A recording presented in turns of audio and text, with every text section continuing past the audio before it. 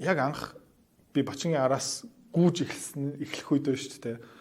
Юу болж исэн бэ гэх юм бол нэг Жавхлан гэдэг эмэгтэйг Харвард руу оруулсан байхгүй юу. Би нэг харж байгаа. Хэдийг ингээл бүрэн тэтгэлгээсээ илүү давуулан одоо санхүүжилт тэр охинд олж өгсөн.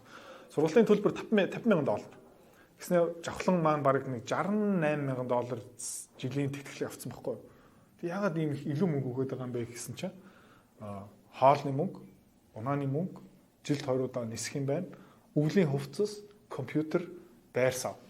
Ийм юмар хангаж өгдөг юм байна. Тэгээ 4 жилийн хугацаа. Тэгээ тэр охинд бараг $260,000 тэтгэлэг ирж байгаа байхгүй юу. Тэгсэн ингээд тооны машин дээр ингээд төрлөө хөргүүлсэн чинь нэг амар тоо гарч байгаа байхгүй юу. 600 сая төгрөг, 700 сая төгрөг гарч байгаа.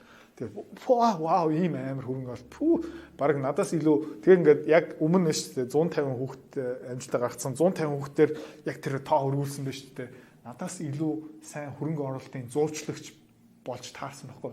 Тэгснээр би нэг луу баян хүнийг нэг тэрбум 2 тэрбум баян болгодог байсан чинь батчин биш үү? Хов хоосон гэр хороолт амьдэрдэг тий?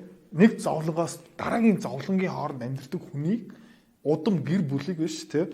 Тэр нэг охиныг сургууль төгсчих юм бол $70,000 цалинтай. Тэгээ төрөлөө хөрвүүлсэн чинь 200 сая төгрөг.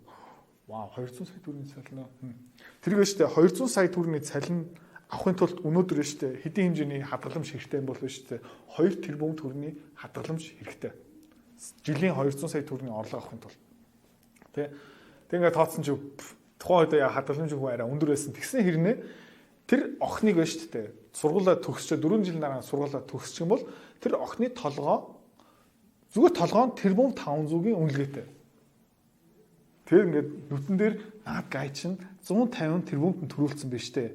Би тэгснэ 5 супер тэрбумдныг шалахгүй хумсны хэрийн хэмжээ тэрбум үүсгэсэн байхгүй.